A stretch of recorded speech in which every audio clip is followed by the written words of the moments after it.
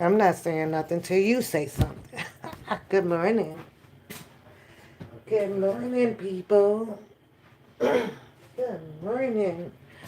I don't know where my fork is at. Hi, beauty. How you doing? Are you at the doctor's office? Okay. Well, I was just peeping in to say good morning. I was sitting up here watching this New York stuff with the people that's outside. Hey, dear bud. How are you? Are you missing me yet? Do I need to come back to work? uh, Girl, I ain't go to bed till 2 o'clock. Sitting up here watching. Listen, I was watching some documentary, right? And it was a series. Yeah, I'll be back. I got 4 more days to enjoy. Uh, I was watching this series, right? And it was about Diamond something, right? Some strip club or something down there in Memphis, right? And I was talking about the girls and why they got into, what they do because of, their survival needs, right? Need to survive. They love to dance and this or that, right? And one of the girls got shot up about 6 times and stuff, right? So I was really watching and I was like, well, okay, this or that, right? They talk about how they, the queen pins of this and they own the club and then you got to do this and be respectful of that and blah blah blah. I'm like, oh, okay. So I was like, okay, so the episode 1 went off, right? Because I thought about you, BFF. I ain't gonna lie, right? Girl, why episode 1 went off? And then it was like, well, okay, to continue on with the next episodes, you got to subscribe and pay this much. Girl, I had to find the exit button, so I'll never know what's going to happen on this series, right? Because I ain't finna pay for no shit. And here's the thing, the plot of it, it was lined up just like what's the movie with Diamond in it and Blue, um God, what is the name of that freaking movie? Players Club. Hey, Priscilla Love. It was lined up like Players Club, girl. I was like, who? Y'all just literally got the whole theme from Players Club. Like, who finna pay for this? Y'all might as well. It wasn't original. It wasn't original at all. I'm like, this, y'all whole setup is behind Players Club. And then they turn around and You know, the girls was diamond this and diamond cherry and diamond pretzel and diamond glue and diamond this. And I was like, you know what? Let me turn this fugazi crap off. I don't even know why I was watching it, girl. I, not only that, right? It was. So the guy was sitting right here on the couch. And we was kind of, watching it, right? So I'm thinking in my mind, because it's a bunch of clothless women on here, right? So I wanted to see, which I'm gonna start recording. I'm gonna try to start recording it, right? Because this shit is hilarious, right?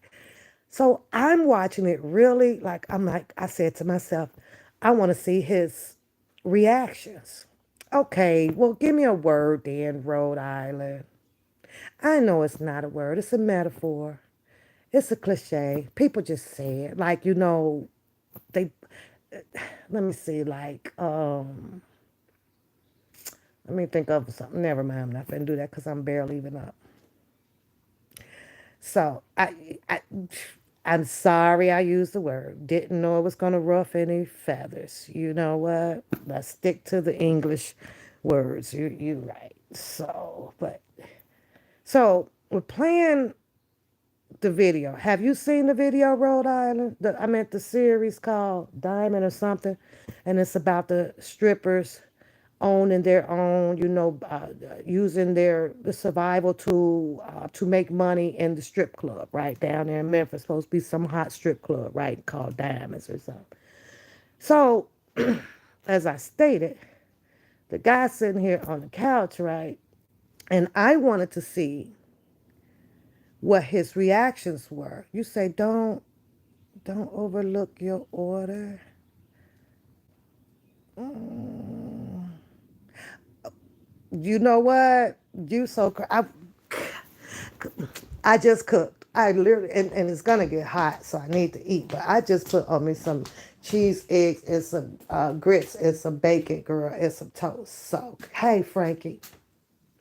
So that's so funny that you ordered that up because I have very close. I know you in here hear me in here whipping them eggs in that bowl, but okay. So the guy sitting on the couch, right? And I'm like, I'm gonna watch this because I want to see what his reactions, is right. And I know every man's reaction to what they see in a woman, about a woman, features, character about a person. So I wanted to see what he was going to say, right? Now, mind you, it's booty all over the TV. The tatas are out and all that. They got on their little skimpy, dance wear, fishnet and stuff like that. But I wanted to see what he was going to say and how he was going to react. So I put it on right now. I'm looking at him right. So the intro and everything is coming on. So funny. The intro coming on right. He kind of looking at his phone and he peeping up at the TV. And he looking at his phone. Then all of a sudden you got the two of the chicks right there auditioning for a position up in this strip club, right? So he sees them twirl around on the pole. So he kind of glimpsed up, he looked back down, he didn't really say nothing, right? So now you got, I think the music, the beats that they were playing kind of grabbed more of his attention, right? So I'm looking, he looked up, so now he stopped, right? Because you got the one girl slide down the pole and, her legs are, y'all know how you do it, wrapped around the pole and cocked open and stuff, right? So he looking, right? Now, mind you, he didn't have nothing to say for almost about 5 minutes. So he's like really observing. You know what he's observing? He's looking at every little feature of the woman physique, right? Fine. Good morning, boo. Finally, he goes, good Lord. And I was like, what's wrong? Like he was like, what? He said, what the hell? And I'm like, what's wrong? What are you talking about? So you want some of my breakfast, even though you ain't gonna eat it. So he just started, kind of laughing. He's like, so what? He said, he was like, okay, this is getting bad. I was like, what is getting bad? He was like, you don't see what I see? And I'm like, no, what do you see? What are you talking about? I see a bunch of women trying to, make some money. They're trying out, for, to have a job, to work in a club, to get some money, to provide for themselves, or they got children. They trying to save money to go to school or get a car or pay their rent. Okay, so that's my way of looking at it, right? So he's sitting over there like, how? Do you see how they look? And I was like, what do you mean how they look? Wait, like, what the hell's going on with these wigs? I was like, what? He was like, I'm not finna get nobody $5 coming on the stage looking like that. I was like, I don't understand what you're talking about. So you're going to judge the woman because of how her hair looks. He's like, the hair? What about them damn eyelashes? That one look like a bat wing, and that one look like, I was like, okay, you're doing too much. These are women that are in survival mode. Some of them, just found this as their passion, the dancing. And hey, man, and they like the fact that men, or women, I guess, come in there to support them so that they can make a lot of money. So he was like, shit. I was like, you wrong for that. He was like, wait a minute. What's wrong with her stomach?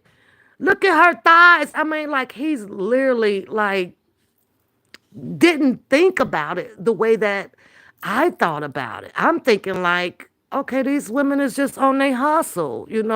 And also, I mentioned to him like, but do you know how many? It's a lot of men come and go in there, so it's somebody for everybody. He was like, shit, not that group. And I was like, you know what? You do it too much. Hey, Rachel Love. Hey, beautiful. Yes, girl. And I'm sitting here like, you are so biased right now. You're so unpredictable with your, the way that you see people because, at some point, he usually do sit there and goes, wow, it's such a shame that the women have to turn to these type of positions out here to make it, and I hope they're safe and I hope they do better. Usually you would hear that from him. Miss T London, what's going on, boo? You would hear him like that, right? But baby, when that he was like, it just looks like a bunch of lost women on here. And the fact that they're trying out for this position. And I'm saying to him, I'm like, but isn't it a fact that with men, it doesn't matter as long as they get their entertainment or their pleasure, out? Isn't that what it's all about? Make it make sense. But I'm like, it's somebody from everybody. So now that they all have tried out, right? And I'm sitting here and I'm going, the men, they trying out for a position, right? So I asked him, I was like, well, who do you think, should make it? Because it was like six of them, right? And they in a competition, right? They got to get their outfits on and all. Now I had to give it to him. Cause one girl was like, you know me, y'all know me, right? One girl was like, cause they had started the music and stuff before she got her groove, got in her mode to get out there to do her best, right? They started the music and she was like, this is messed up. I wasn't even ready. And y'all know I had to sit my butt there and be like, shit, that wig wasn't ready either, but who gives a fuck? And I ain't gonna lie, the wig wasn't ready. The wig was not ready. I'm like, you couldn't shake it, spray it down, do something. So the men are the judges with one lady up there right now. I'm saying to myself, I know y'all, in business and you gotta, get the girls in here so y'all can keep the business running and everything, right? Do y'all know, let me tell y'all, they did not accept none. They accepted all of them. Every last one of them made it through. And I'm like, oh my God. But let me tell you why they made it through, in my opinion, right? Because when it first came on, it was the guy was telling you, the rules to the ladies prior to being hired. And he said that the first thing that comes off top is off of their money is they have to pay before they even go out to make money. So they have to come in the game with a little bit of money because you have to pay the DJ, you have to pay for the security in the place. You have to, so in other words, it's it's the women that is keeping the place running. And then after you pay whatever you're supposed to pay, I guess they got a set amount or whatever to get in, then all of the money that you make after that is yours. And I was like, oh, okay. I mean, I guess it balanced out either way, whether if the women made the money first and then have to pay $250 or $300 at the end of their performance, right?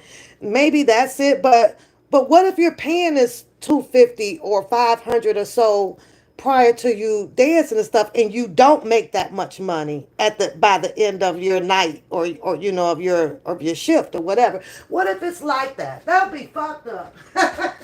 It's like, however, I was like, um, so what did you think?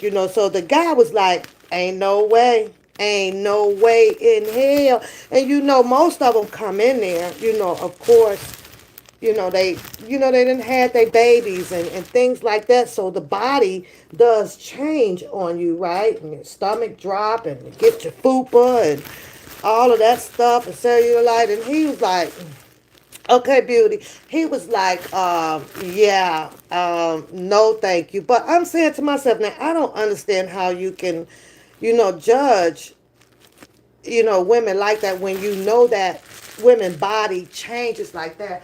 So he was like, I'm all for the changing of the body, and I understand that. I'm not for the changing of the body, and then you come out to use your body, like this. If you gonna, change, if your body's gonna change, okay, well, at some point, then put the clothes on, go get you an office job or construction job, standing out there or whatever with your clothes on, but then allow your body, to be kept in the bedroom to the person who actually likes it, because everybody ain't gonna like your shit. I was like, okay, well, I guess that makes sense. So I don't know, y'all, but I have to say, them were some rough, rough looking women on that thing. But I have to question. Let me question my tongue. Let me hold my tongue, hold my mule, because at the end of the day, no matter how rough they looked, they going home with 1,000 or 500 or 2,000 a night. Who am I to judge? So I think about it that way, as well. Like, shit, ain't got nothing to say about it. Hell, they going home with somebody else's freaking money to pay their bills, but is it right? But I don't know. They have a lot of gentlemen's club or whatever out here, right? So I guess it's legal inside of a building. Long as you're keeping it inside the building, I guess the place has a permit to conduct this type of stuff, right? and and not get into any trouble. However, the woman can't be outside soliciting, that type of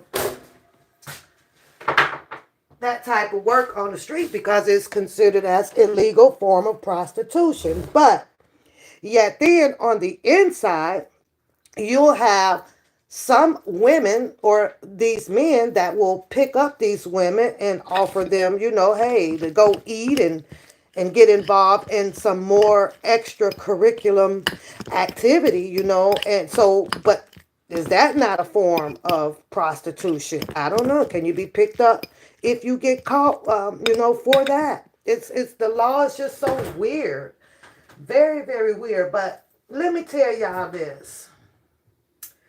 Um, I'm watching, clicked on the TV, get my little morning brief. Good morning, Reba, about the Puffy Daddy stuff, right? As they sit there and talk about the Nash guy and the chill. I had some pepper and this Capricorn, lady. They're furthering discussion about this her being kidnapped, and they really put a lot of emphasis on it. They really dragging the whole thing out, and I guess making sure that it falls up under the RICO. The RICO is so big. Everything falls up under goddamn RICO. You can't even fart. It's a RICO.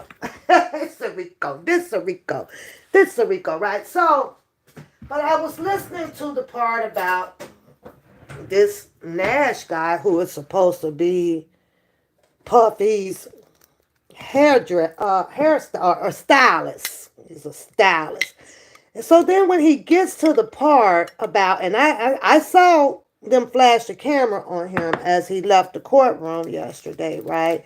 He all GQ'd up and everything. And of course, just me, you can tell it's a little bit of sugar in the tank, right? Oh, well, it is what it is.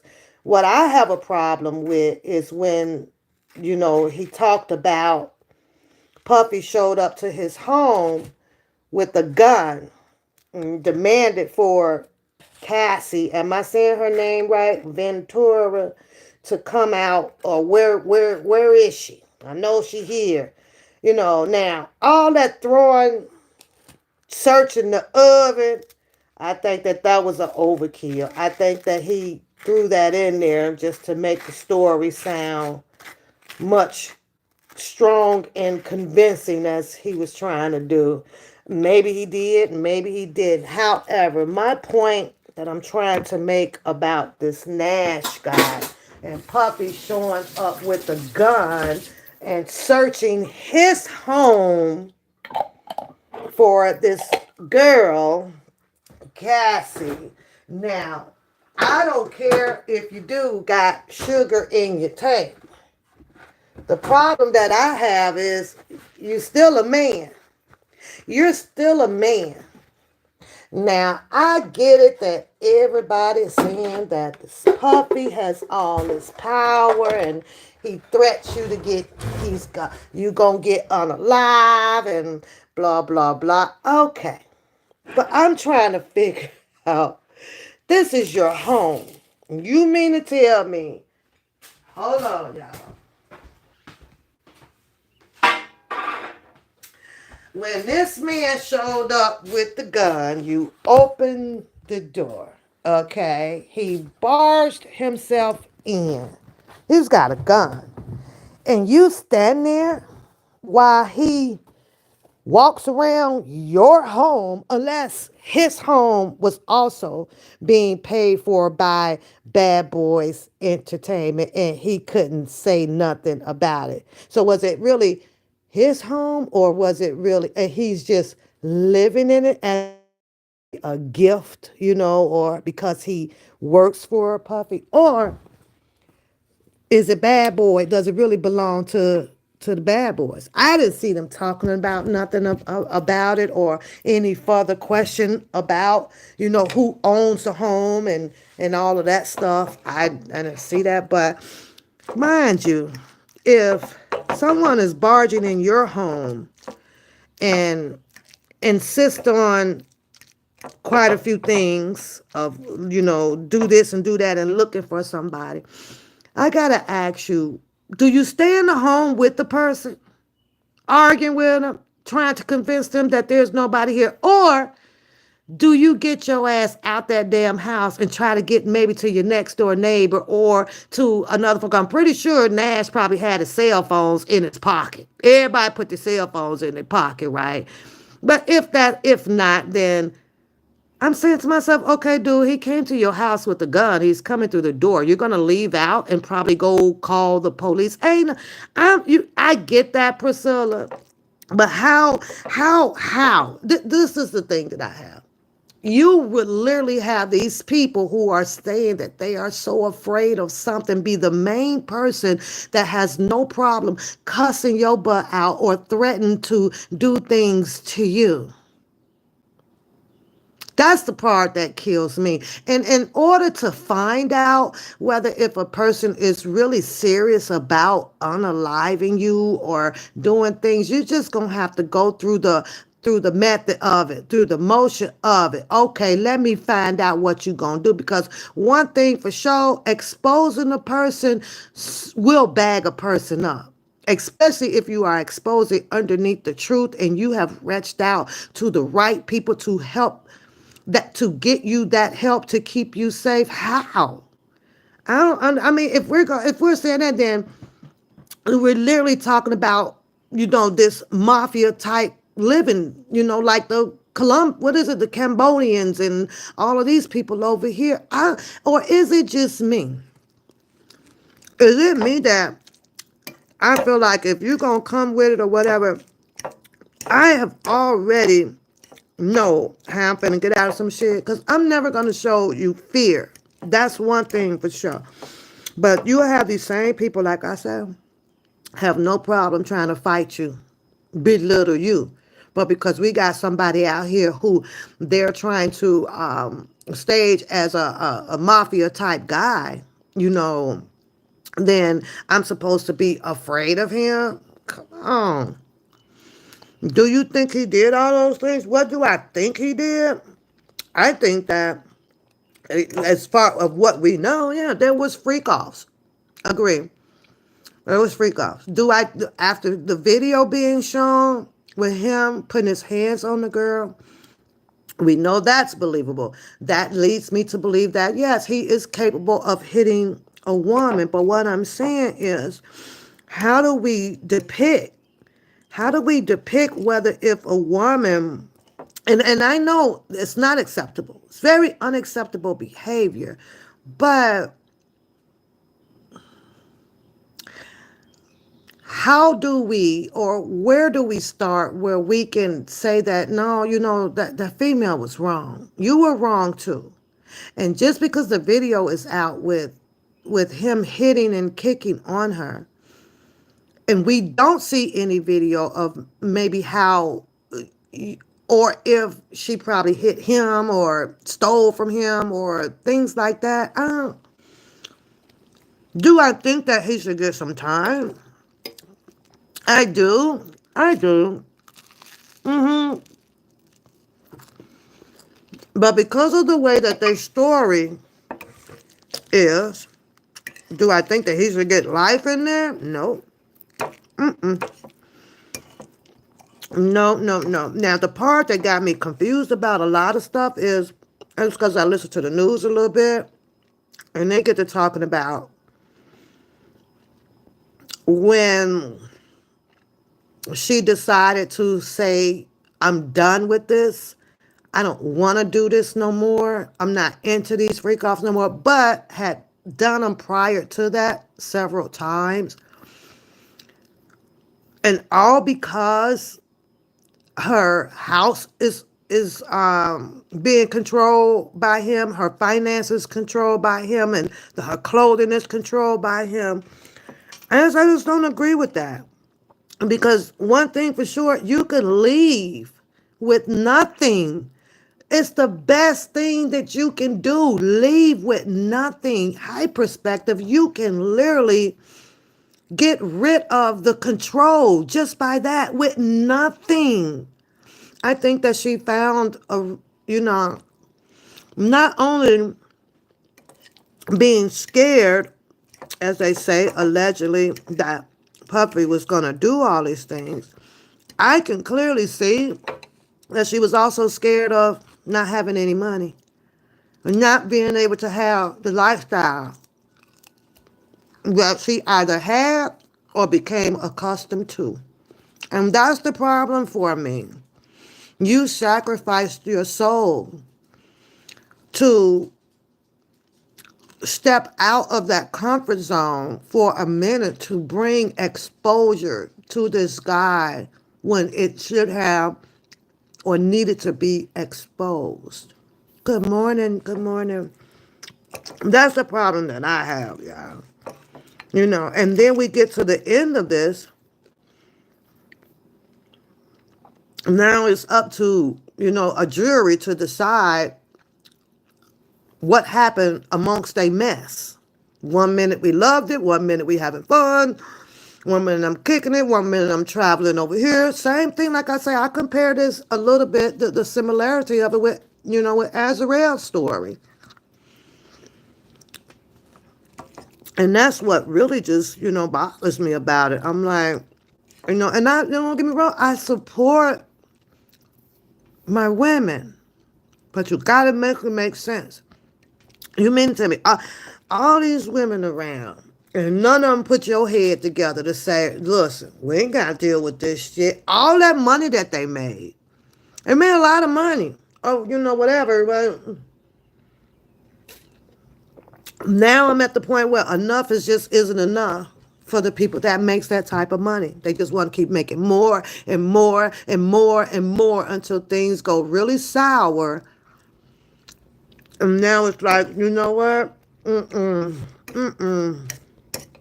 Now, so it's another difficult freaking case. It's a case that puts a lot of people into their emotional feelings about it. It's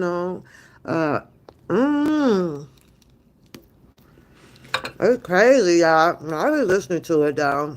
The case is definitely toxic, 100%.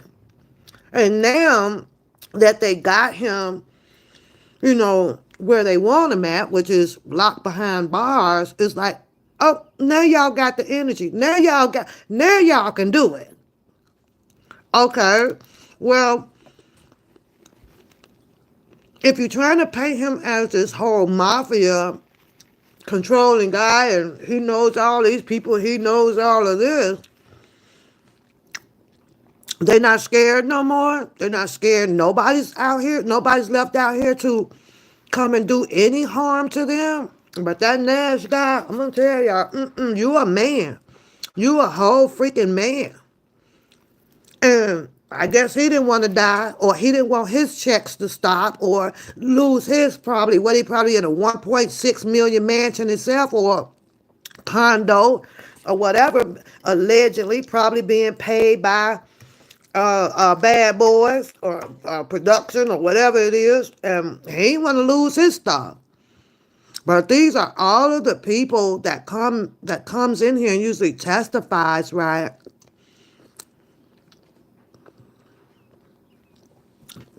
So they can save their butt. One, what happened to the thing about knowing? Like you knew all of this and not being a part of any type of conviction with the person that you're trying to convict.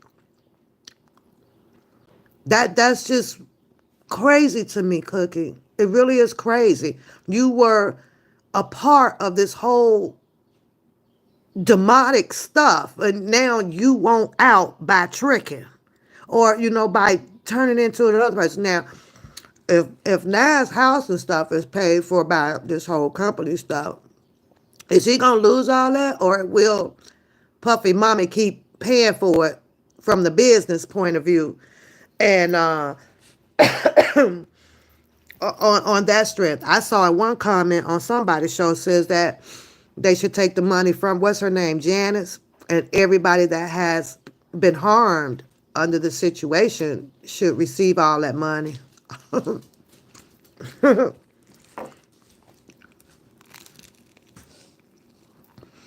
And that's what gets me right there, Cookie. Nobody has the strength. No, everybody's scared of this. But but the minute that them people come and arrest somebody, oh, now they got everything to tell. And you best believe when they tell it, like what everybody is watching, it's gonna be some sugar, honey, iced tea on top of it.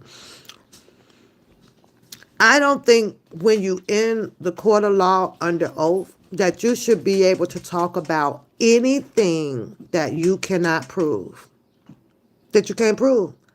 I don't think you should talk about it. I don't think it should be allowed. Just like what Nash says. If he's, and you can't tell me he ain't got no cameras or nothing around his apartment or condo or home. He ain't got no cameras. Nah. That's crazy. Cause if we're gonna talk about that he came there with the guns and all this stuff and stormed through your house, you should have proof of that. You should really have proof of that. And he's the only one there telling that story. But and as long as had taken for this trial to start, and all these people are out here walking around freely, doing whatever, who's to say that they didn't concoct that story up together? This is what we got to do. Even though it was probably some prosecution or whatever prosecutor that goes over and say, hey, we're going to be questioning you on this and going to be questioning you on this. We got to prove that there's a RICO. So, no, do I think that, again, Puffy should have a little time out to his life? Absolutely. Because at the end of the day, the controlling part, and wait a minute, though. The controlling and about, the way they dress, where they can go. You having access to my phones like that, and I have no privacy or, no control over my own life. There's a problem with that. So the relationship's got to be balanced out some kind of way, even though I'm with you, right? So for that part that he was doing and all of that fighting, yeah, sit him down for a minute. Sit them down for a minute, because just because you have bad boys and this or this or that, there's no way that anybody should want to even have that type of control over another human, which makes him, what do they call it? Dehumanize himself. Why would you dehumanize yourself? You know that this is not natural to do, But what was the other thing that was said? Let me see what they said. It was something about her birthday or something. She didn't. Oh, she liked the freak offs, or she wanted to go to the freak offs, but then he ordered her to go to the hotels instead to meet the escorts or something like that. Now, in between going to the hotels, there's a whole lot of police officers, right? And at that time, you go into the hotel. I'm saying to myself, why didn't you take some undercover person and where the hidden cameras and stuff up? And I was like, it's weird. Why didn't why did she call her mom to go with her, I don't know, to help her out. And you get all these friends, right? But you know what? I knew it was something wrong. I'm going to tell you how I knew it was something wrong. When I saw, I don't know what award show they might have been at, or fashion show or something, when Puffy was out there with that big old black cape outfit on, you know what I mean? It's two of them. And she's just standing there, right? And I'm saying to myself, there's something ain't right about this one here. This ain't right? He didn't show passion or relationship type in that picture. To me, I gathered it was all about him in the cameras. Did y'all see that black suit? It's all big cape, big shoulder wings or whatever. She's just standing there kind of with her back to the camera, and she got that flower in her head or something. I knew it. I was like, And then the other one was, I think he was laying on the stairs.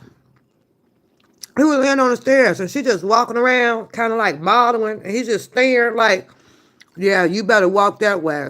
You better do what I say. Those two main pictures right there, but I was like, what in the hell? What's going on here? And that was shown to the people. The media was out there. The media was out there flashing cameras. Nobody came on the news or nothing thought that that was really suspicious. That was weird.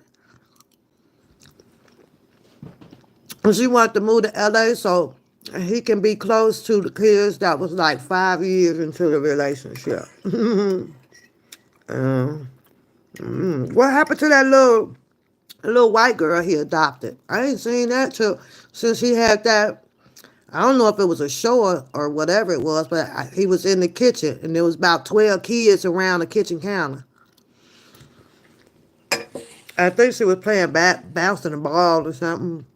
What happened to that little white girl? Oh, yeah. Oh, yeah. Now, I don't know.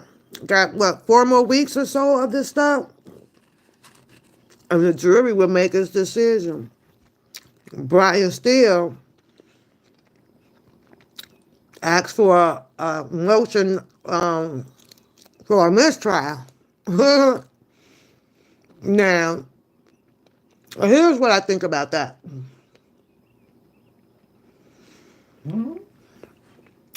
And I know judges got to be fair.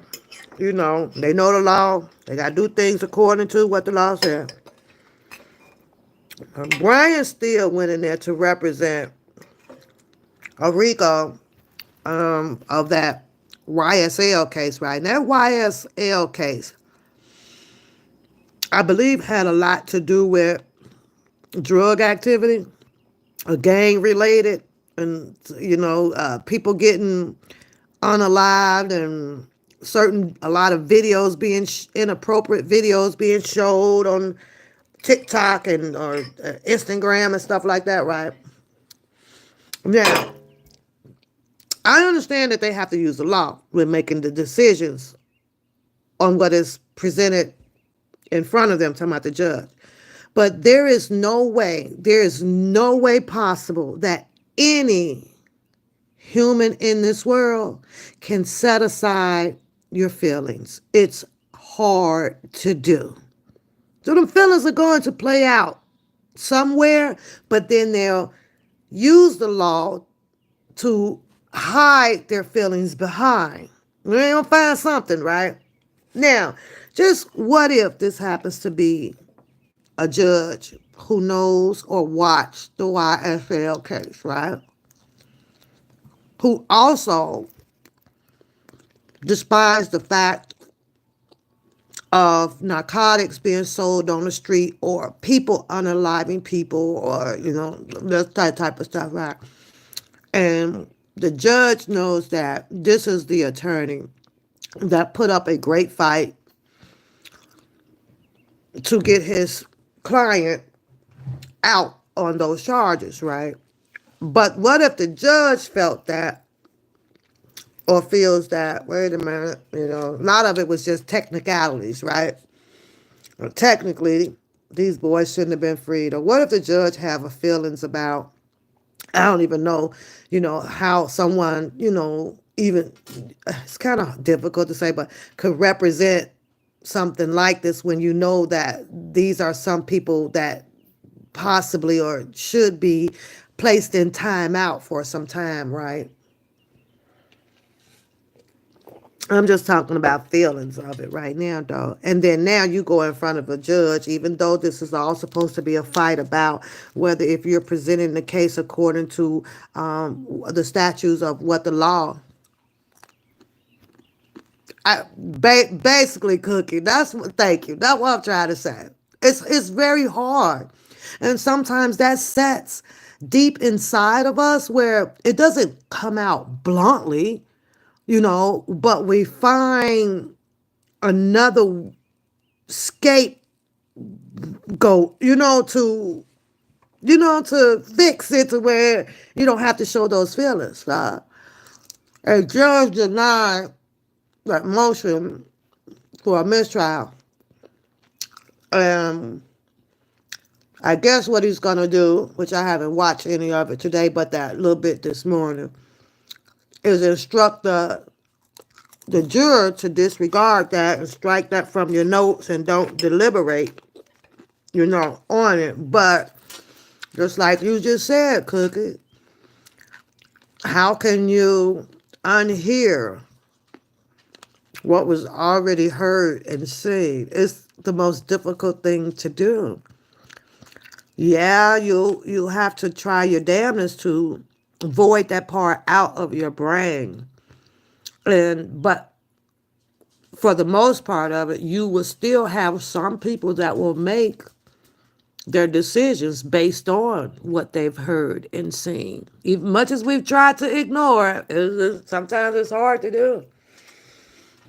And so, I don't know. It's weird. But the case, to me, the little bit that I peep in and listen to the testimonies and things like that, the witnesses on the stand, it does. It just sounds so,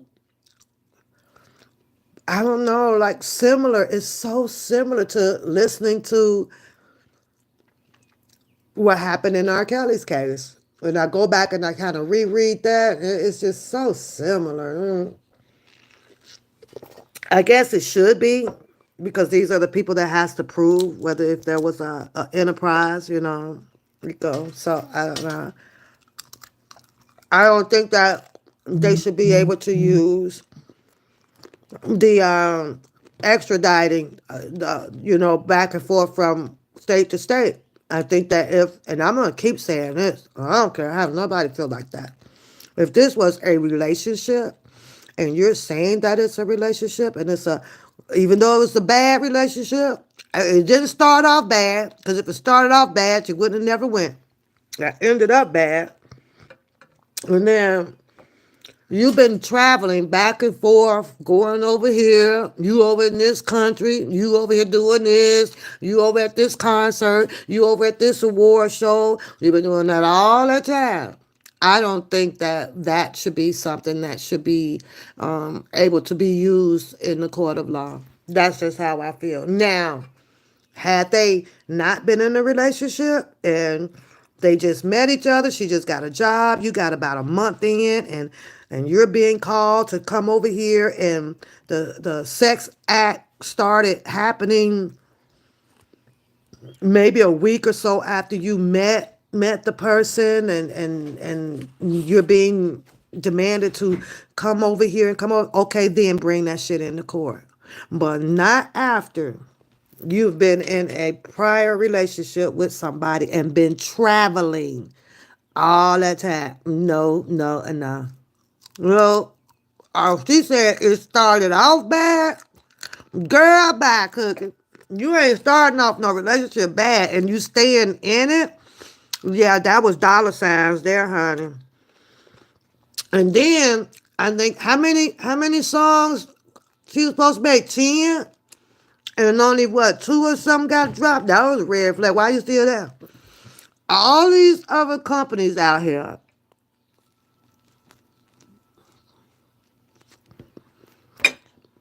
the same thing that I would say about Azarel. Why was it only just R. Kelly to put her music out? Go get somebody else to put your damn music out. You say you good. Why chase him down? Why chase R. Kelly down to put your music out there? To help you with an album.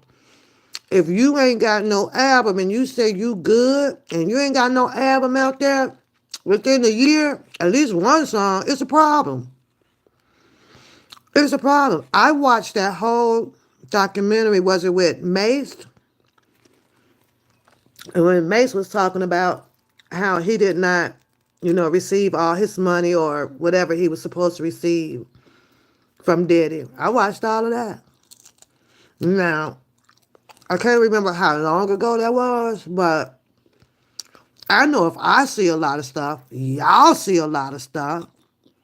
Y'all can't tell me that all these people that be out there in this part of the industry and stuff are not seeing this stuff, or are they just ignoring this stuff? Because it seems like if they would pay more attention, to what the public is kind of saying, it would probably save damn near 75% of their lives. But they don't be wanting to hear what you got to say. You either jealous or you this or you that. And then they go get their ass in this shit. And then they all messed up. It's not funny, but it's funny. Mm,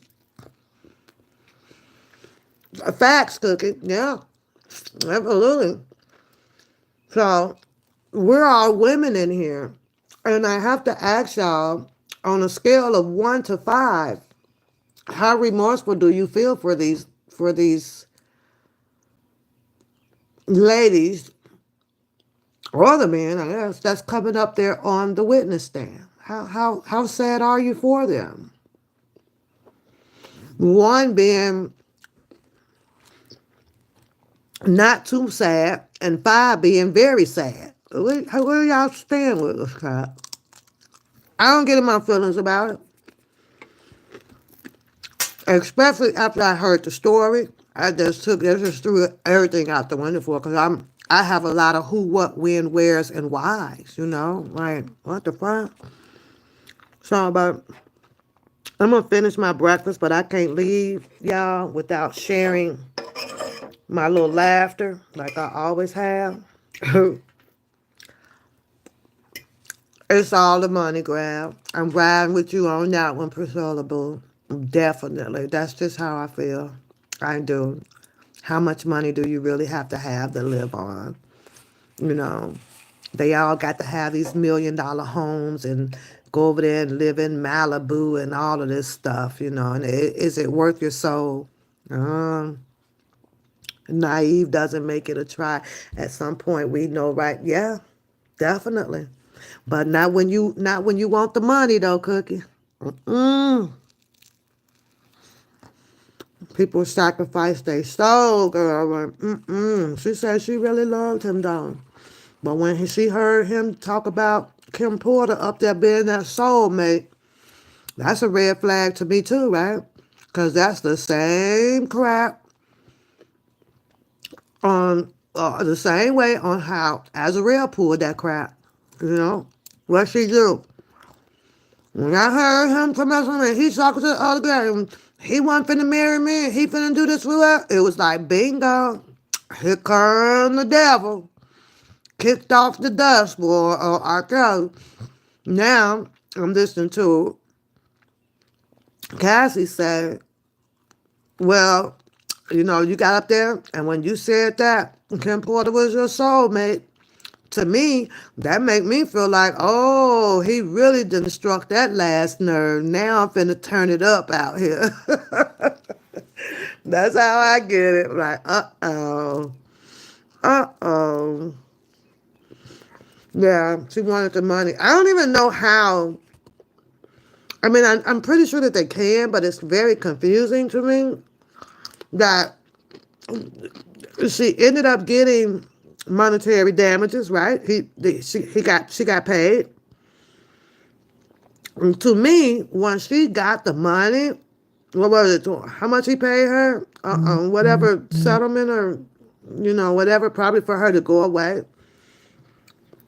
And to me, once you accepted that, well, that's the end of you. That's it. You're done. There's no more talking about it. There's nothing. So that's the part also that confuses me. How do the prosecutors bring someone in or convince them to come up and testify to help them win their case when she already got paid for something? So to me, she should have not been used. She's done. That's over with. That's over with. Oh. It's like almost like a double jeopardy type kind of hit thing, Pay her. So now he gonna get hit twice. Her testimony could help get the conviction, even though, like you just said, she didn't want him to be in jail, but it can possibly help. And get paid $20 million off that and $30 million from some freaking hotel. Why did the hotel pay her? I seen the security guard come up. What did they do wrong where they ended up paying her the 30 million or the 20 million, which where it was. What did the hotel do wrong? They didn't call the police in for her. What did they do wrong? The only thing that I saw done wrong with the security guard that was up in that hallway was he was telling them to go back in the room. Now, if he was telling her to go back in that room, knowing that a situation had already occurred or he had already put his hands on her or kicked her and stuff, why was he gesturing them to go back in that room? That's the part where I feel like, wait a minute. Why aren't you getting her by her hand and escorting her downstairs or whatever? But then most people were saying, a lot of comments I was reading, like, where she was picking up her things, it's almost like, screw those things. You can get that stuff back tenfolds, right? Shoes, whatever's in the bag. You can get all that stuff back later. Why didn't she run down the escalator, I mean, the stairway or something? I don't know. Well, she was crazy. Did the man take the money for the video and then kept a copy? Yeah. And also, Cookie, I'm willing to bet a buck, I don't know, that they bought out that whole floor. You can't tell me with all that ruckus going on in that hallway that nobody peeped their head out to see what was going on. So they didn't just have one room. They had that whole entire floor. I do think that Puffy forgot that big ass mirror was behind him. He did forget that. Then she say, I was telling him to put on his robe. No, you should have been telling him that. Matter of fact, you shouldn't have been telling him nothing because you should have been ghosts down the damn stairway. That's what I'm saying. I'm like, what the hell? There's a fire extinguisher on the wall. There was a fire extinguisher. Girl, if you don't get that fire extinguisher and cool that boy off.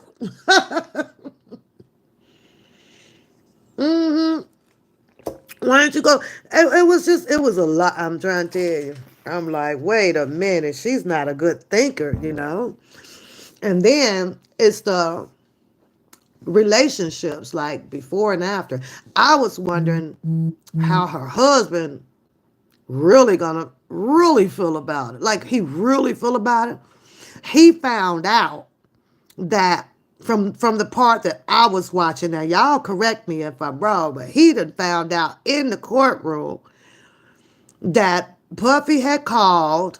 Now, at least we know that her husband don't have control over her phone because it's obviously he didn't know that Puffy did call her, because if he had control, he'd be knowing who's calling her phone and stuff, right? And so she goes and see him or whatever.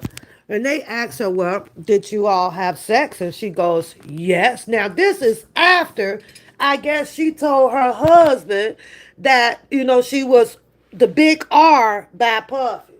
That's the killer part. Wait a minute. So, how do y'all think the juror is going to take that? They wrote that shit down. You went back? You mean to say that he big R and you went back? Because I loved him. But you are engaged to somebody else. Or was it her husband? I ain't sure, y'all. Correct me now. So, you got the husband sitting in the courtroom. She should have told him to stay home. She should have told him to stay home. I know that just hurt his feelings, right? Because he's got to be publicly scrutinized by by the people. They finna judge him like, okay, so wait a minute. You say that he did what? And then he called you up, gagged on the phone. Then you went back to the person that you say did XYZ to you. Did y'all have sex? Yes, we did. So How do y'all think her husband was supposed to take that? How could y'all handle that? Look, put yourselves in that man's shoes. Do y'all know that they're not having, I'm gonna tell you this from a psychological point of view. They not having passionate sex. Um, um, Cassie and her husband. No. And it's not going to last. Cookie, what you say? In one of your what you say? When you it's hard to unsee it and unhear it. That the conscious is a beast, y'all. It's a beast. I'm telling you. That damn moment is gonna be resurfacing and resurfacing back in that husband's head for the rest of his freaking life. Their intercourse is not going to be passionate.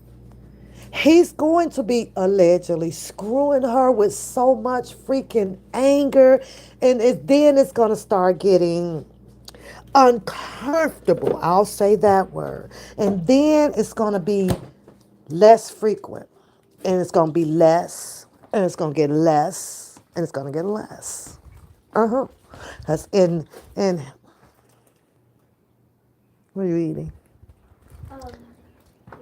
You should put some peanut butter on it. So in his head, right, he's thinking, I can't believe, I know I got the kids and I'm laying up here with this or whatever. In his head, he's gonna be thinking, man, I know I could have done better. I could do better. I could do better. And he's gonna build himself up with that to where it's gonna be like, you know what? I can't do this. I can't do this. So a lot of people gonna call it what y'all our favorite word these people use karma. He's going to karma her. Not because he wants to, it's because his conscience is not going to allow him to move on, peacefully in their marriage because of what he cannot, like Cookie said, unseen and unheard. There are gonna be arguments. She gonna be staying the night over at her mom's house or whatever, cause she can go buy her 2, 3 more fucking mansions by now. Yeah.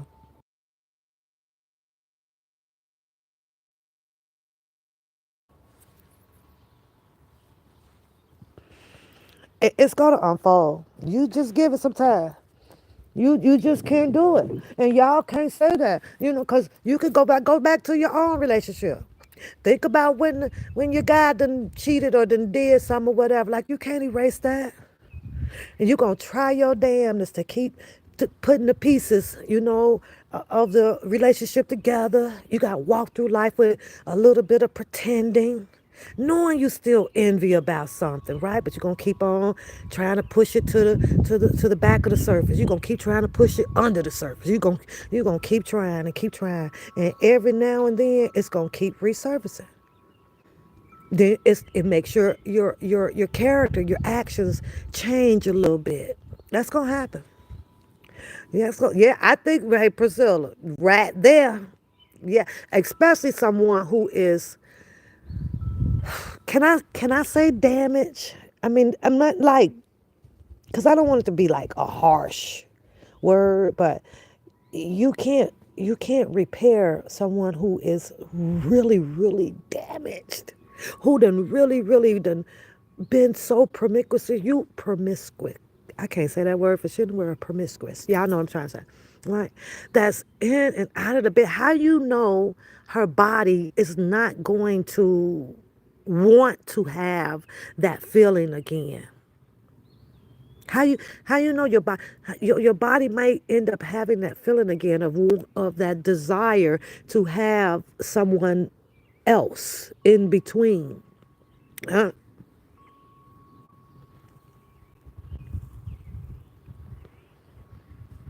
exactly, Cookie. It's always gonna be about the kids, ain't it? I just like what Papoose is going through, right?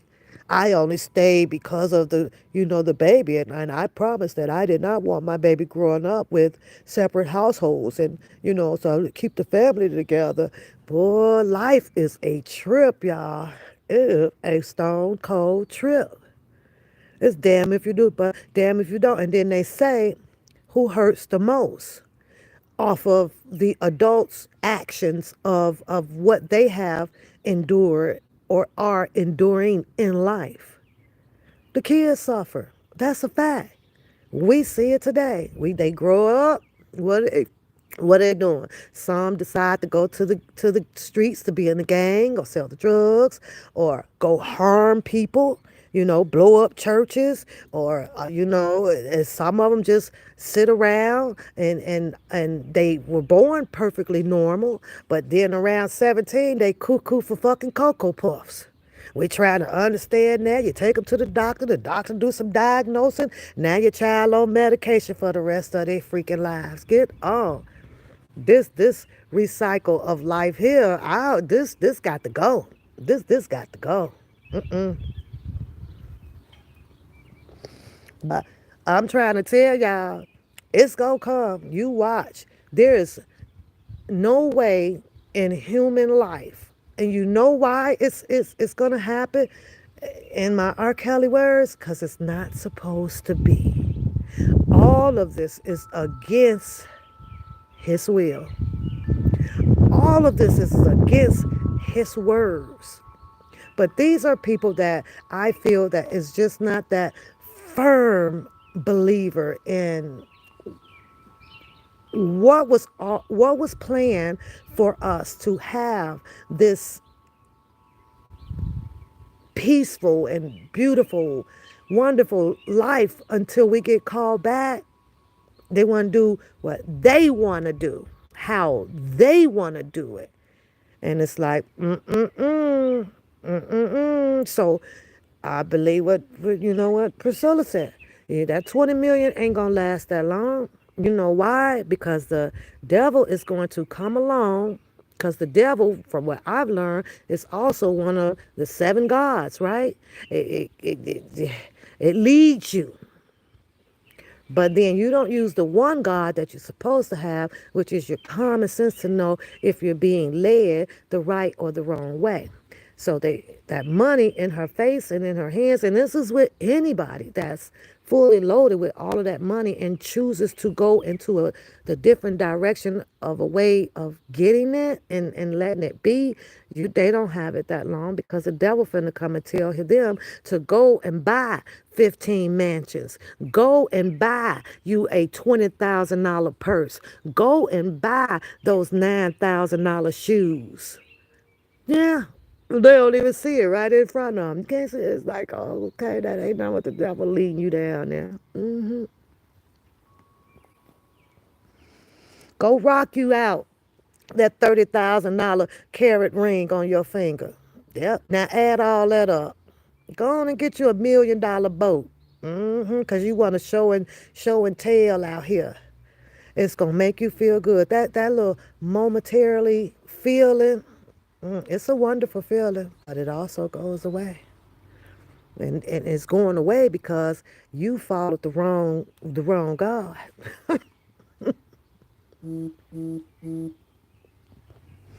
But can you imagine? Can you imagine? And then I was like, being the husband, I was like, I think I would have sat that one on out, because I wouldn't have wanted the stain on my brain of things like that. I only, if I'm your wife, I'm reversing it up because he's a man, right? I want you to have a clear mind in our relationship you know, of you helping me repair myself based off of the things that I have shared, with you. Not, I don't know, I don't think he should have been there. He shouldn't have been there, you know. And you can't believe that really, really, that's a stain on him. Shit. Nope. But I be peeping in on it, y'all. I just don't make it, all my business like that to take my life into a different direction, or, have me in some type of, feelings that I just don't want to feel. I don't want to feel, especially because I could sit here and develop all of the who, what, when, where's, and why's. Everybody out there are developing. I see them the journalists of our culture taking over out there. And the crazy thing about it, half of them out there, them probably lost it a case or two themselves up in there. So all of this premeditated talking and what they think and how they feel or whatever, that shit don't go as far as you throwing a rock over 10 feet to a damn river. Nowhere, So, yeah, exactly. Support for the parking garage. I don't get it. Everybody got something to say about it, but it's only going to be reliable and related from inside that courtroom. Granted, the opinions and the synopsis and the analytic views of others are they're cute, but they can also come as a form of confusing a whole lot of people. So we try to just stick to what is being done and said up in the courtroom, because at the end of the day, no matter how the outside feel about how something should go, it's not going to really matter that much. You have to be the one up in there in that suit and tie or that skirt and those heels, presenting and performing to a juror for it to be, reliable and related to matter, So, but the opinions, like I say, I listen to them all. Then it's a whole lot of them. Well, yeah, go on, sit your butt down, like I've been watching, because I'm getting ready to get off of here. And, I got to throw my little funny shit in here. So, and y'all already know that I usually have a little bit to say about the situation that occurred over here in this part of the community, because that's where I started out at. Even though I be trying to ease up out of there, but this is where I started, and it is what it is. So now, for the record, and it needs to be put on the record, everybody knows that the infamous Sylvia, she came on and she wanted to put a request in for some help to obtain her and an attorney to help the situation that she's in, which is this restraining order allegedly that is out on her, coming from that damn bookum that y'all know as a Dana J over there, right? Of keeping her 200 feet away from him, right? So I listen to and I read all of the comments, and people are saying that, it doesn't matter if he shows up, she got to leave. At some point, okay, that's what the paperwork said. But there's, another point that I want to make to that. And to me, that is, if infamous Sylvia is at a certain spot and he just so happens to appear at this certain spot on this damn sidewalk that they're occupying out there, right?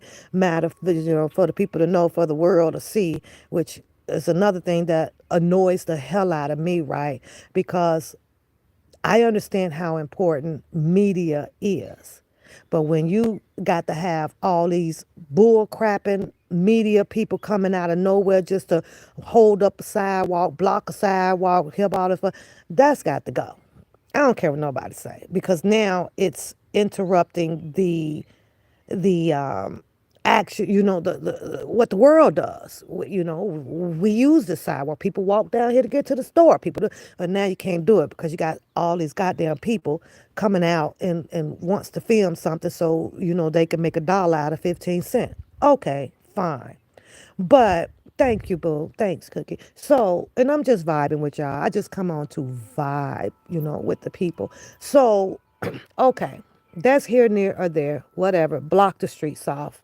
Stop the world from moving over there in New York because there's a case going on. Get it, right? Now keep in mind that Trump just pardoned, I guess, them Chelsea peoples who with this reality show stuff right over there. Ain't nobody out there blocking no street. It ain't packed or nothing over there. So I guess it's pick and choose what you like, Granted. Okay, so now Sylvia has to move. That first move is going to be it for me. I'm going to move the first time. I'm going to do exactly what the paperwork says, so there is no confliction between him and I. That's going to be done. But now I'm gone. And now I am down here all the way on the other side doing my thing. And if Bookham comes all the way down there to the other side after I have obliged to that paperwork the first go round, that's going to be the end of it.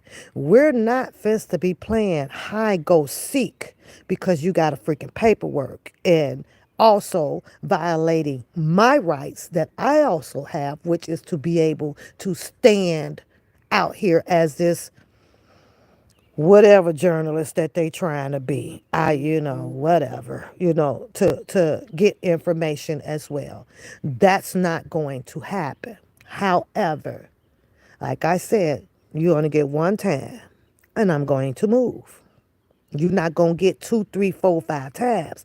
Just because you want to get in the sun and the sun is over here where I'm at and I done moved from where you... No, bro. You're going to have to wait till the sun come the fuck back up on the side that you were already on. You established that.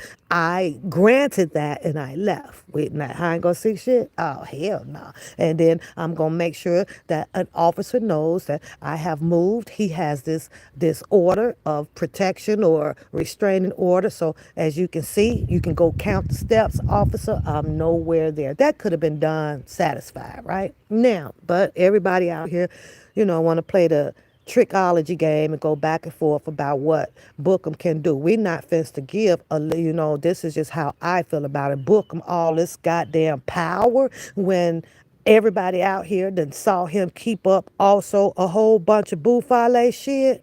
Where they do that at? Now all of a sudden, because he got a piece of paper, well, he the good guy. Get the fuck on. Yeah, they people be killing me with this, right? So now, Sylvia comes on and she's asking her community over there, I need y'all to help me out. I need to get an attorney because I need to figure out how to do this. How do I go, first of all, when she became knowing of that she was going to go to New York, I think that she should have requested a hearing back at the judge who started the hearing between these two to let him or her know that, hey, this is my job, this is my livelihood, this is how I do this, and I'm going to get over there in New York. I have permission, and I'm going to be sitting up in the and taking notes and presenting to. She could have done that the same way that she went and stood up to, what was the lady judge that called her out in the courtroom and was asking her and was trying to teach her about etiquette. What was that judge name? Y'all remember that lady, right? And so it's the same thing. Just go back in front of a freaking judge, and then let that judge decide, which way those two could have handled it. That's being an adult. But she comes back on her live and I need the help and somebody help me in this or that and how can I get this? And then she wanted to go down and get an attorney from New York. So what is the attorney from New York going to do? Nothing, unless you finna pay him to go back and talk to the attorney, to the judge from Georgia or Atlanta, whatever they from, right? To grant something for her to be able to go down there. They call it work. It's a different form of work to me. I call it bullshit, but it is what it is. Yeah, bullshit ass work. And spend no damn 8 to 10 damn hours traveling on no goddamn train, burning up gas to go down there to report. Man, you got the people that come on them damn news cameras, let them burn their damn money up, and then you come back and you take what the hell they got to say and just react to the goddamn shit. That way you're at home, you're comfortable, feet kicked up, you can go to the store when you want to, see about your mama, do your business. You can do your business and just react from the shit that they put. But the culture has taken over. The culture is taking over, y'all. That's all that's down there now is the black culture. They've got their phones and their Amazon cameras. I'm going down. I'm going to get me one. Like, ain't this some shit? But however, when I go and get me one or whatever, I'm going to be doing my business. I want y'all to see my business, 'cause ain't a goddamn thing that I can do too much about somebody else's business but gossip about it. That's about it.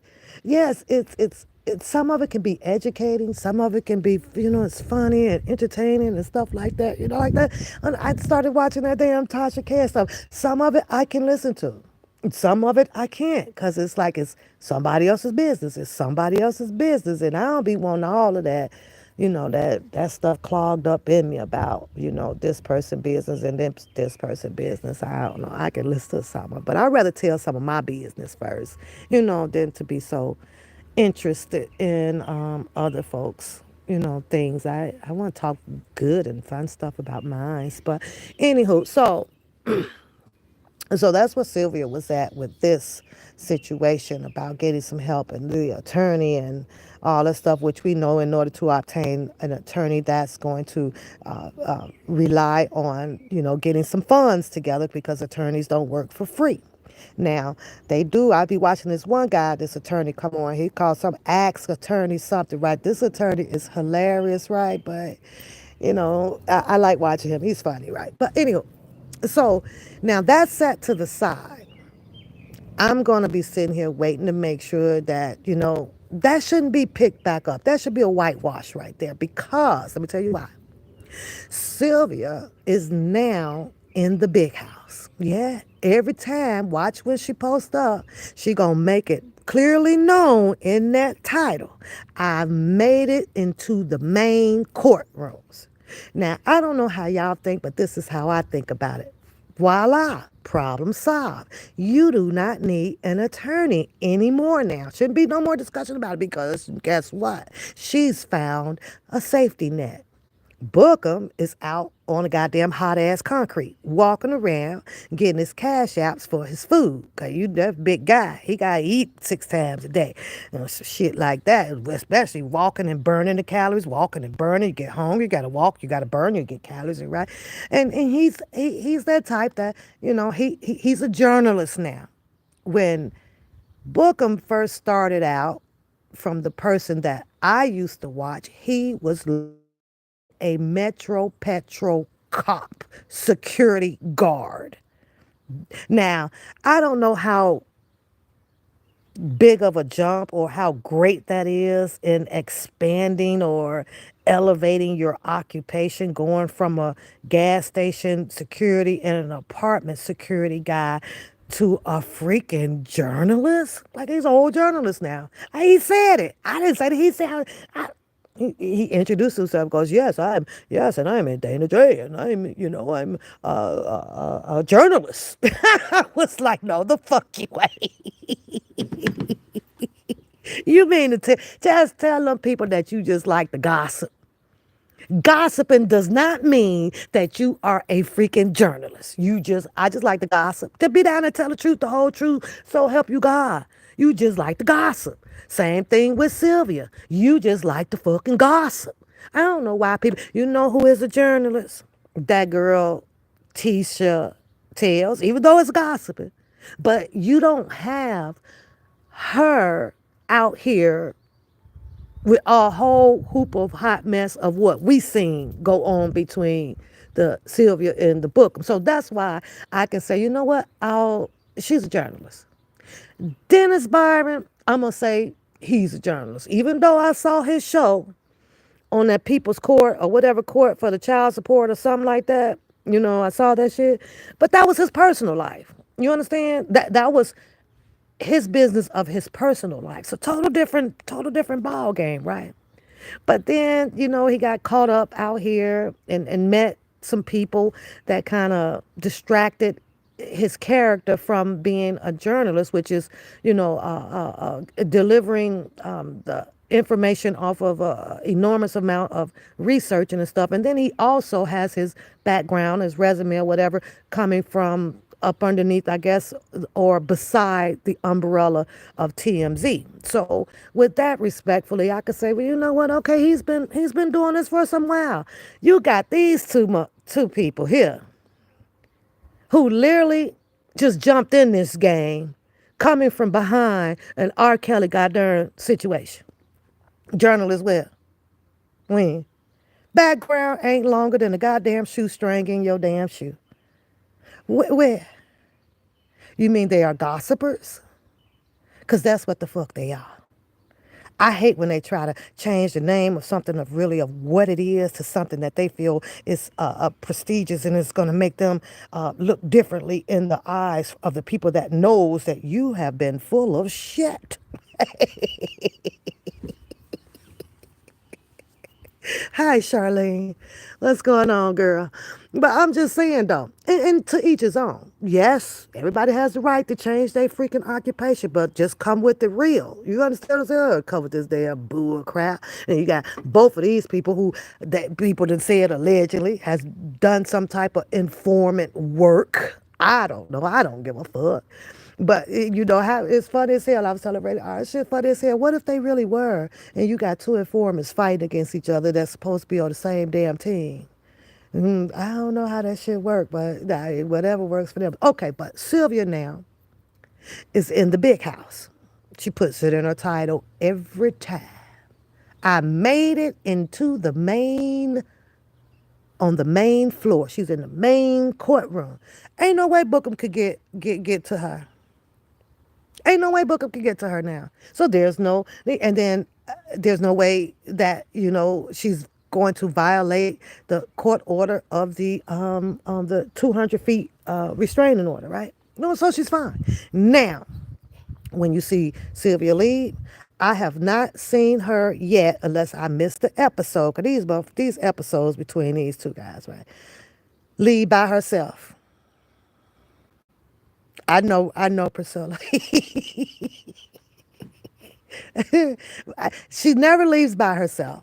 So she always secured, and if something goes down, she also has now a witness to be able to stand in court if something pops off, right? And Bookham knows that.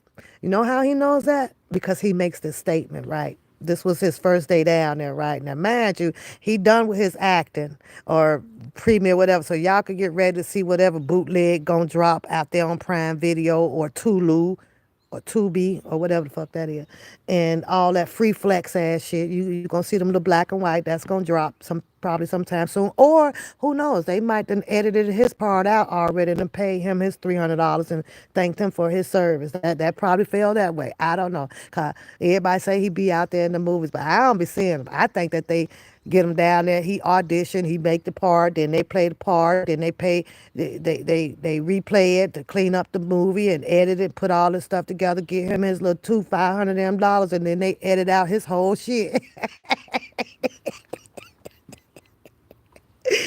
Oh, pap, you ain't shit. or or they'd have cut the part down to 2 minutes and 20 seconds. I ain't seen him as a star character yet. Not in nothing. I don't care what nobody said. If you don't like what I said, I don't give a damn. I ain't seen it. And if you know that it is, then you tell me other than the one that he, made, up there, right? I noticed that Prima Donna don't even play that intro too much no more.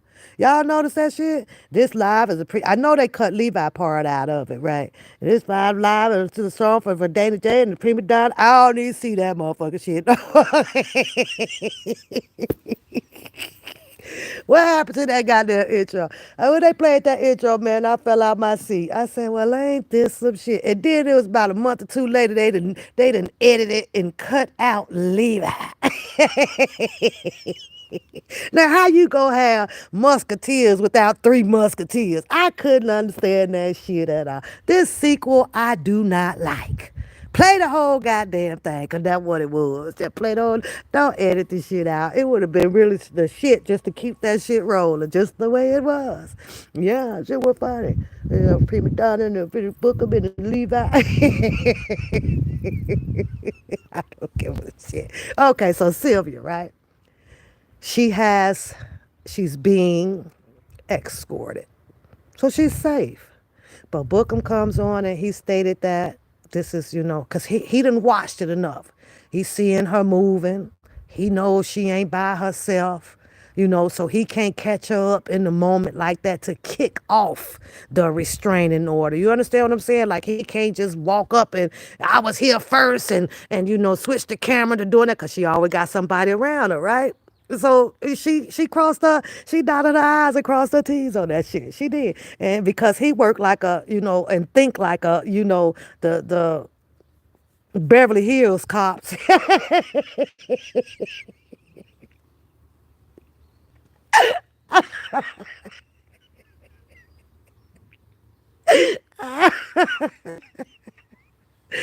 I don't even know where that came from.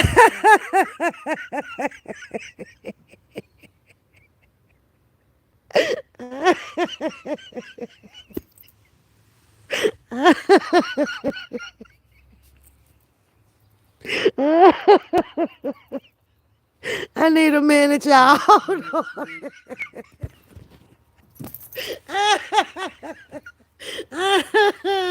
Oh shit. I need a second. Hold on, hold on. Oh my god.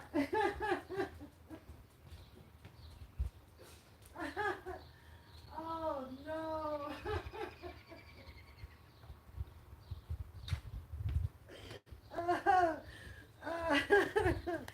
Oh boy, did my dumb ass just say Beverly Hills Cops?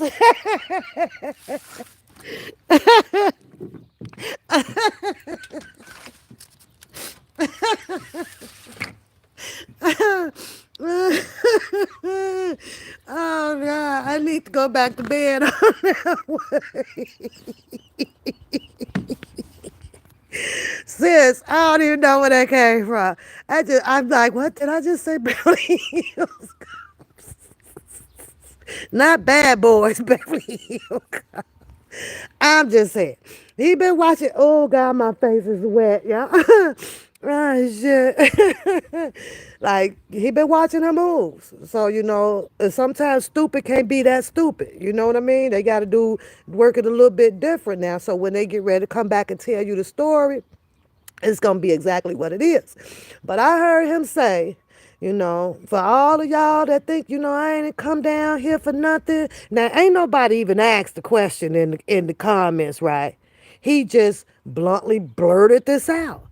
And when you bluntly blurt something out, it's already discovered as a premeditated thought on your mind. Like, oh, well, let me clear this up because I know I probably was going to probably do this and and these people probably thought I was going to do this. So let me just go on and address that, like, at the door, right? Right? Because it's possible. He probably was going to try to do something like that to boast, the story that, is going on out here about this their 200 feet shit, right? So he blurted out, I am let y'all know off the bat. I ain't come down here for none of this stuff, and I ain't gonna do, and this ain't finna happen this way, and I'm gonna let y'all know, and I hope it's like that, cause then I hate for something to be jumping out, and this or this or that, I'm down here, so he made that perfectly clear, and that's on the freaking record. Go watch the show.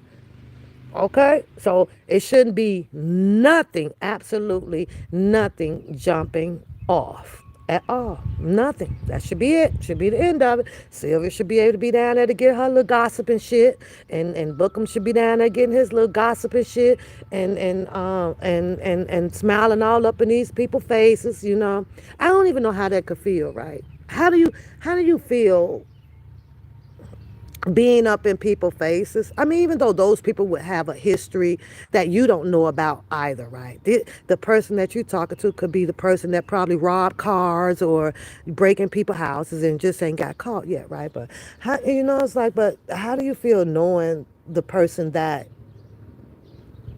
you you could be or that you are on in a different body, right? You're a different character, but then it's easy for you to stand and smile up in somebody's face, and with the haze and the highs and the this and that. Are you guys able to, I don't know, do you detect, can you detect easily if someone is phony to you? I guess I'm asking y'all that.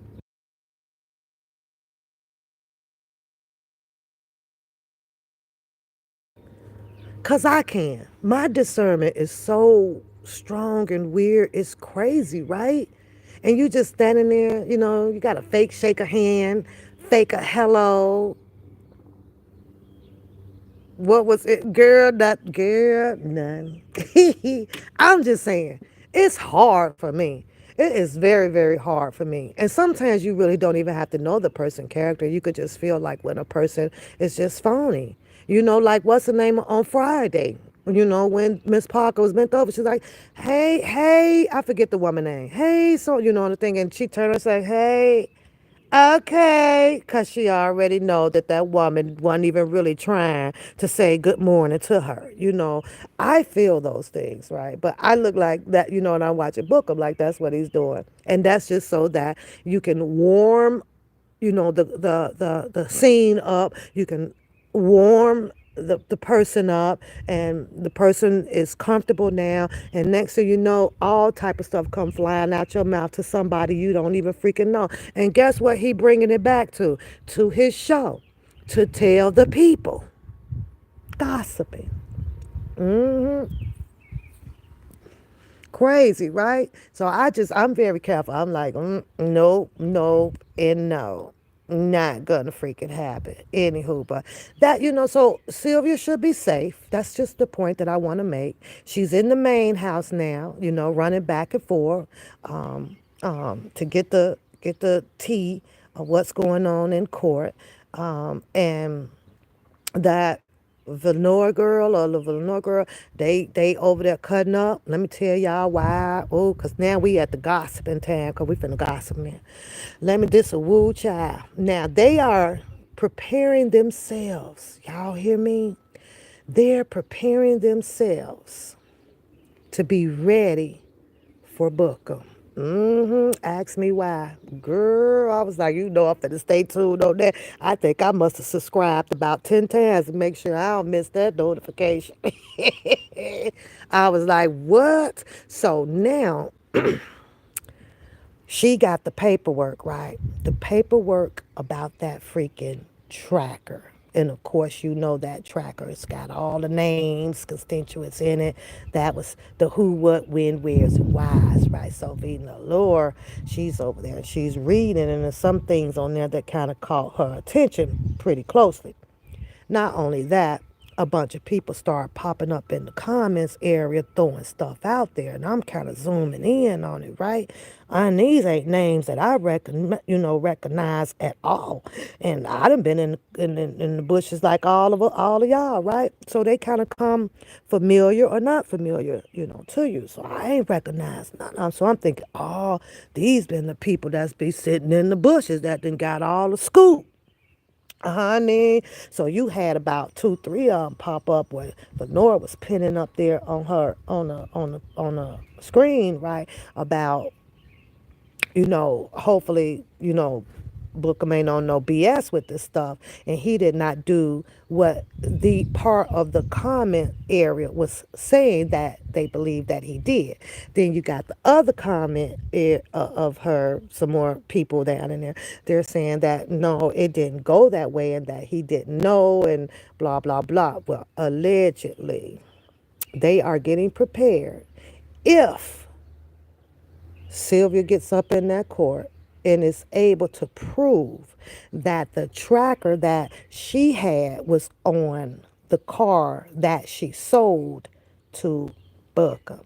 Now, what disturbed V. Lenore the most was when she read the part about, or she was reading in the comments where somebody stated that he had destroyed that car. Mm-hmm.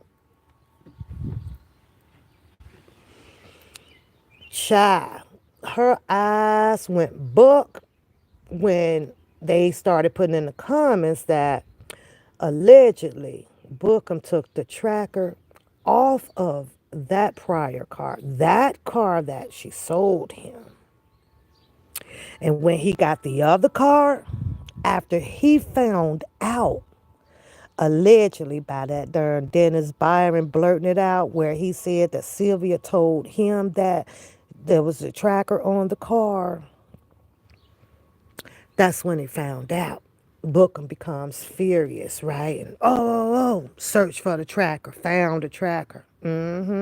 Now, allegedly, it was right after he found that tracker is when he went down to make that police report that, this happened. And then he put his timeline together by using his Ring door cam of when the infamous Sylvia entourage showed up here at the job. He filmed it. That was on camera. We seen all of that, and X, Y, and Z, and the police officers was there saying, "Oh, this is a civil matter. Y'all need to take this up in court." So nothing was done. So at that time, whatever timeline that was, what period of time, Bookham was still in that goddamn car. Now, after Dennis Byron dropped that hot ass information, Bookham allegedly now has another car. So allegedly, the tracker that was originally out there is was now placed on the other vehicle. Y'all should have seen V. Lenore eye buck open, honey. I was over here cracking up. I was like, yeah, that sound like some shit he'll do. Now, to do that is crazy as hell. To report it is insane. To report that the tracker is on your vehicle and Sylvia was still tracking him, and that's a different vehicle. I don't know, y'all. What y'all think? What do y'all think is going or could happen? Y'all think he might withdraw? Can you even withdraw that shit now? I don't even know. Now, Villanor ran into another situation that became a little bit puzzling because you literally need the full detailed timeline. You do.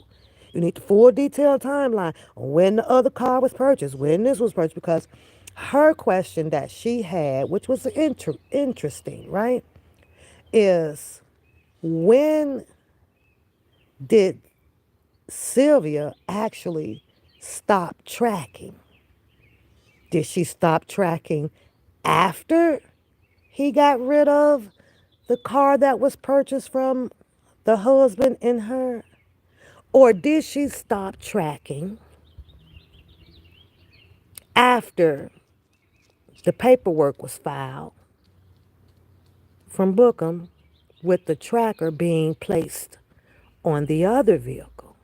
Which one is it?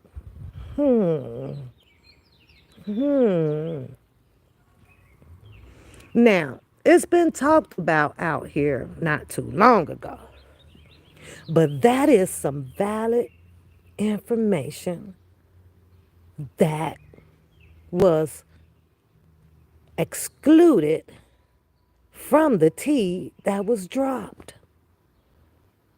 Whoa, y'all say woo child in the chat. Because if Sylvia became known of him getting rid of the other car and not turning that tracker off, does she have a sensible and reasonable excuse for doing so? Which could be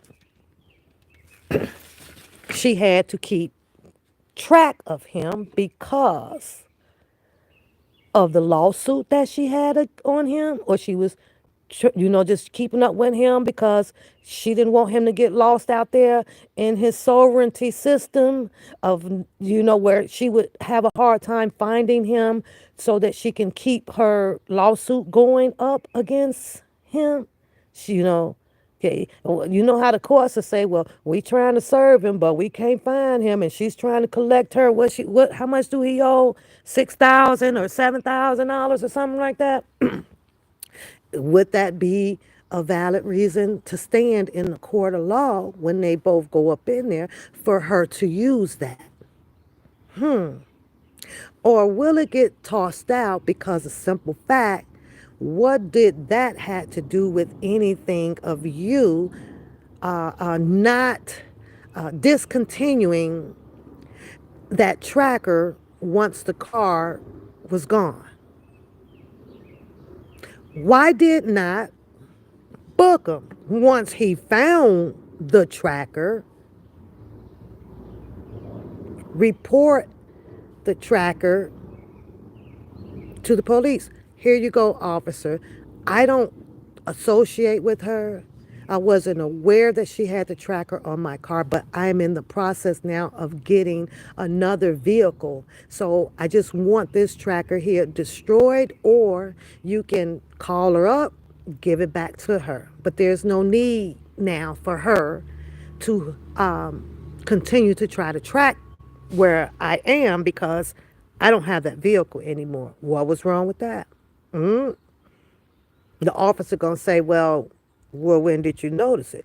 Well, actually, officer, I took the tracker off the first one because I needed to prove my case, and I just put it on my other car so that I can make sure that I was right about something and of her tracking me. And sure enough, I'm in a different car, and yes, I put the tracker on a different car to see if she was doing that, and she was, and I have the evidence. Now, he literally just admitted, he literally just got himself a conviction, a legal activity, right? It was, I don't know if it's illegal to do. I don't know. I don't give a fuck. Or malicious intent, right? Right? This is malicious. You did this on some malicious intention, right? So let me get this right. Metro Petro Bookham. I do understand that that was your career. Or should I address you as Officer Bookham? You mean to tell me that you wanted to see if she was still tracking you by taking the tracker off of the car that she sold you and you placed it on another car that you purchased? Well, yes, sir. That is correct, sir. And I found out that the tracker is still active and she has still been following me.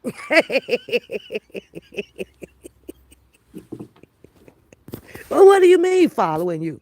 Is she actually getting up every morning and showing up to your where you live at or your place of establishment where you work at? Where is she actually going? No, officer, she just knows by her phone. She has an Apple iPad or iPhone, and then every time I move around, she's showing it. She's telling everybody where I am, and I fear for my safety.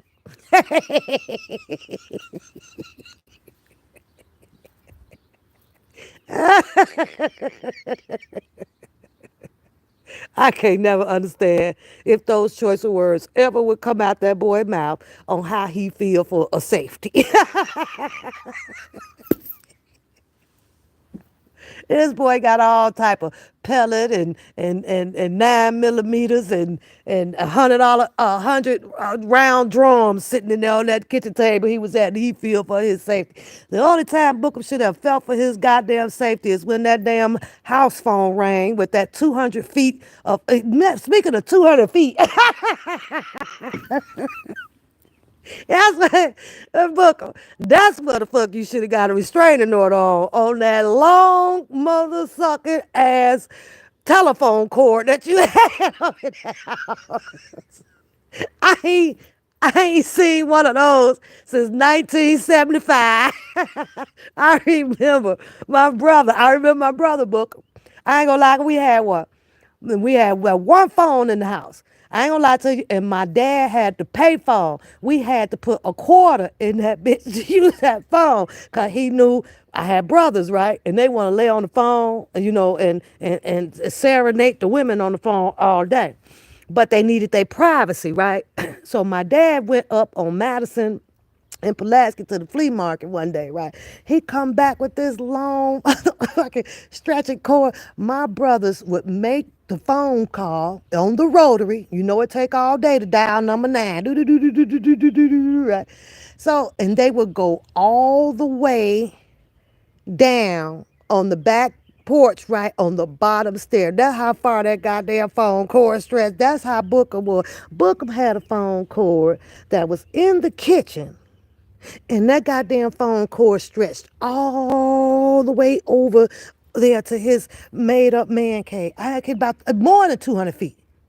And know how I know? Because the people was calling him in. But he say he fear for his safety, right? And my life, and I'll do this. Now the phone call was about him coming in to work. He wasn't feeling it. He was sick. And then there was another one about there's a fire or something upstairs. You know that boy ain't ran fuck out that house. Didn't move. He had to finish that commentary. Now how you if you ain't fearing from no fire, FIRE, and you don't fear from losing your job, why in the fuck is you fearing for your life? Yeah, he still owe that money. She still has that out there. Only thing you can do with that, pretty much, is have that garnishment, ready, set, and go. But she ain't gonna never get that, cause he's sovereign. He ain't never finna go work those type of jobs where there's a paycheck so that they can start the deduction on it. He ain't finna let that social security number hit that system like that. Girl, bye. That's why he's able to sit up there and laugh about it. Cause he ain't finna do that. I ain't never gonna get those type of jobs. I'm going over here and try out for this goddamn bootleg ass movie where they pay you cash at, and he gonna keep it moving. Period. That's it. That's all. That's his life. Allegedly. So, but that's what he said. So now you have the V Lenore community over there. They waiting. I'm over here and I'm waiting. I'm trying to see how this for the play out, because there's a whole bunch of who, what, where, where's, and why's. And the crazy thing about it is, coming from the first judge who just simply said, just stay away from each other. I don't know, how stay away from each other. If Sylvia was supposed to stay away from each other, well, did the track and stuff start after they left that court? Did it start then?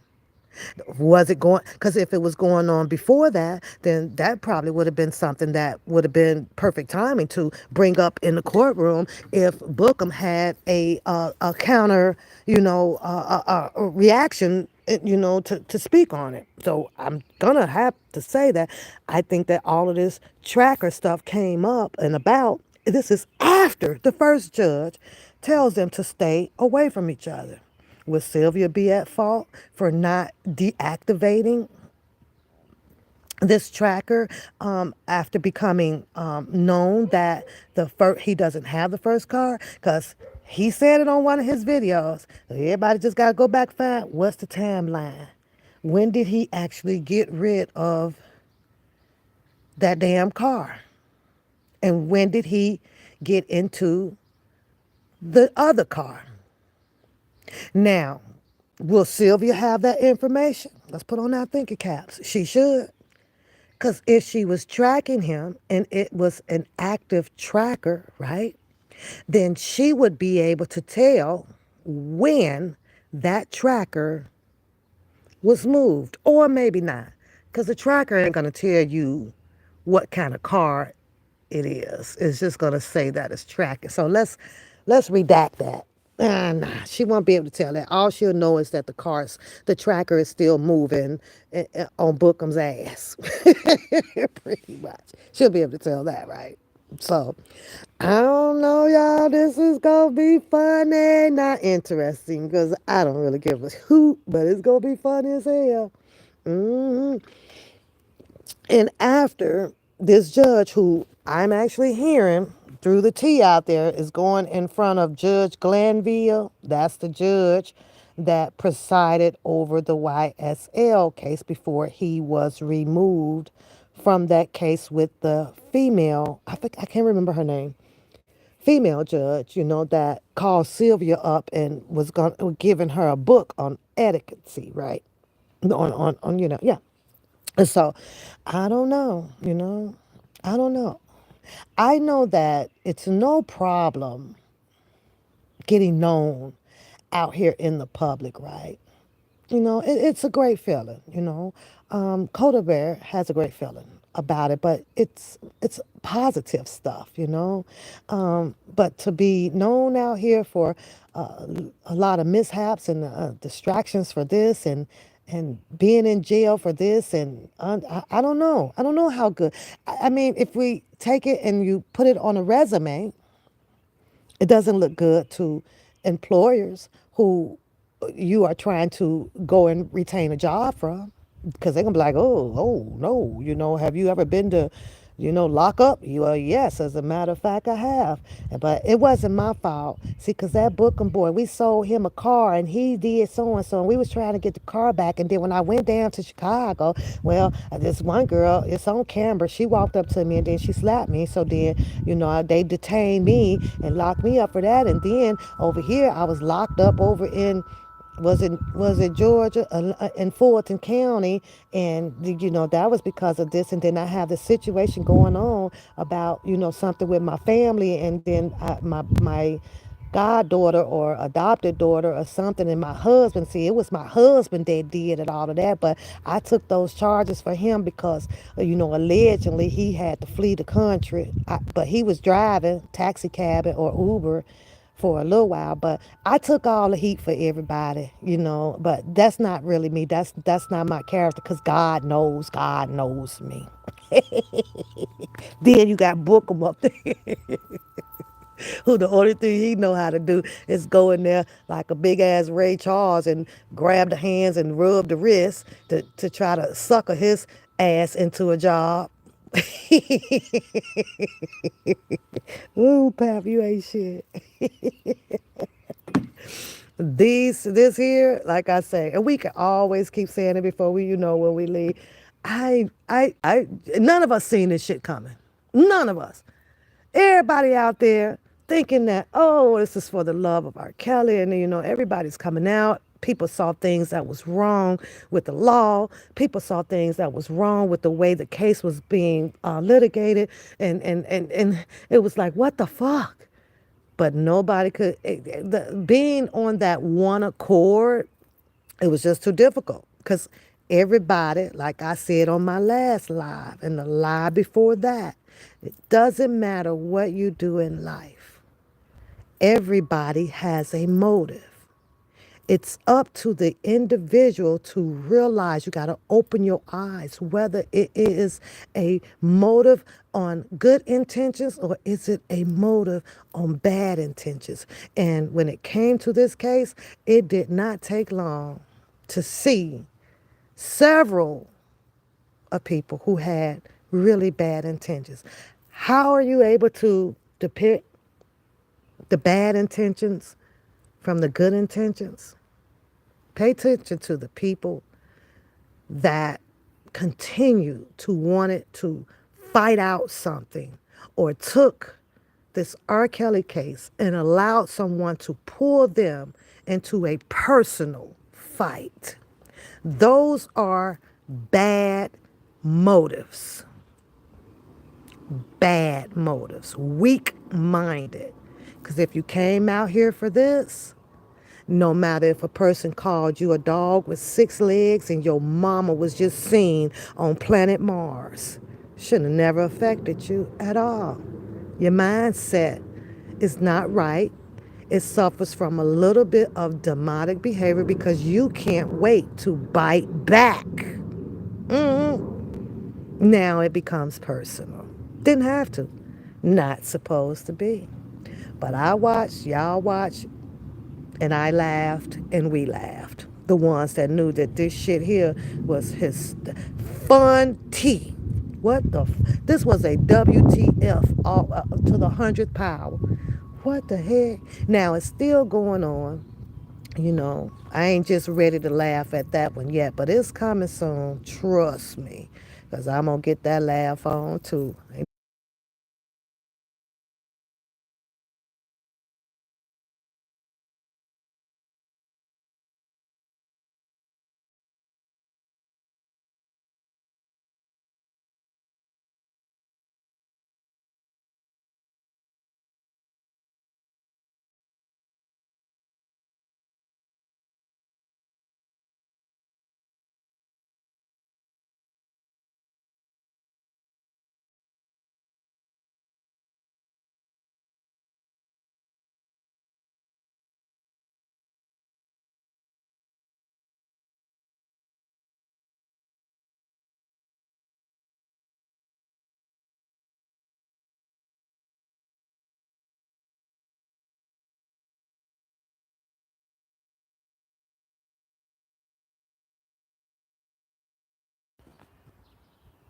Oh, I gotta go, y'all. Sorry, had a phone call. Bye.